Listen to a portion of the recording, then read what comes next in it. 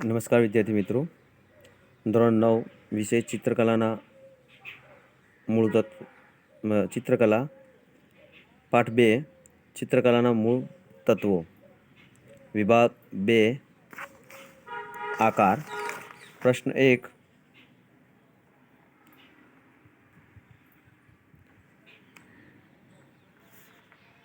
ચિત્રકાર શાના વડે આકારનું સર્જન કરે છે? તેનો જવાબ છે વિદ્યાર્થી મિત્રો ડી. રેખાઓ વડે. પ્રશ્ન 2, ખાલી જગ્યા જ્યારે ચોક્કસ સ્વરૂપ પકડે છે ત્યારે આકાર અસ્તિત્વમાં આવે છે. એનો જવાબ છે વિદ્યાર્થી મિત્રો ડી. રેખા. પ્રશ્ન 3, શેના દ્વારા ચિત્રકાર પોતાની ઉર્મિઓ, કલ્પનાઓ અને સંવેદનાઓને સ્વરૂપ આપે છે? તેનો જવાબ છે વિદ્યાર્થી મિત્રો એ આકારો દ્વારા. પ્રશ્ન 4, શિલ્પમાં કોણ ખૂબ મહત્વનો ભાગ ભજવે છે? તેનો જવાબ છે વિદ્યાર્થી મિત્રો સી. આકાર. પ્રશ્ન 5, આકારના પ્રકાર કેટલા છે? તેનો જવાબ છે વિદ્યાર્થી મિત્રો સી. 2. પ્રશ્ન 6, જે આકારને ફક્ત લંબાઈ અને પહોળાઈ હોય તેવા આકારને કેવો આકાર કહેવામાં આવે છે? તો જવાબ છે વિદ્યાર્થી મિત્રો સી. 2D દ્વિપાર્શ્વ આકાર.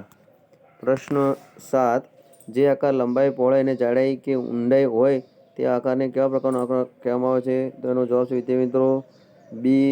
3D ત્રિપાર્શ્વ આકાર.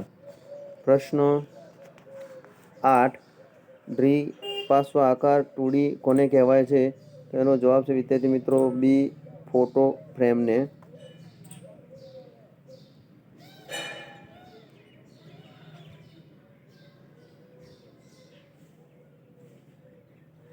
પ્રશ્ન 9 વિદ્યાર્થી મિત્રો,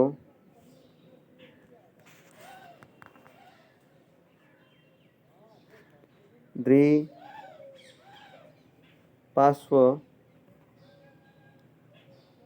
આકાર 2D કોને કહેવાય છે? તેનો જવાબ છે વિદ્યાર્થી મિત્રો ડી. ફોટાને. પ્રશ્ન 10, દ્વિપાર્શ્વ આકાર 2D કોને કહેવાય છે? તેનો જવાબ છે વિદ્યાર્થી મિત્રો એ પેઇન્ટિંગને. પ્રશ્ન 11, ત્રિપાર્શ્વ આકાર 3D કોને કહેવાય છે? તેનો જવાબ છે વિદ્યાર્થી મિત્રો ડી. શિલ્પને. પ્રશ્ન 12, ત્રિપાર્શ્વ આકાર 3D કોને કહેવાય છે? તેનો જવાબ છે વિદ્યાર્થી મિત્રો મંદિરને, બી. મંદિરને. પ્રશ્ન 13, ત્રિપાર્શ્વ આકાર 3D કોને કહેવાય છે? તેનો જવાબ છે વિદ્યાર્થી મિત્રો એ પુસ્તકને. પ્રશ્ન 14, ત્રિપાર્શ્વ આકાર 3D કોને કહેવાય છે? એનો જવાબ છે વિદ્યાર્થી મિત્રો સી. સ્થાપત્યને. પ્રશ્ન 15, ત્રિપાર્શ્વ આકાર 3D કોને કહેવાય છે? એનો જવાબ છે વિદ્યાર્થી મિત્રો સી. ઇમારતને.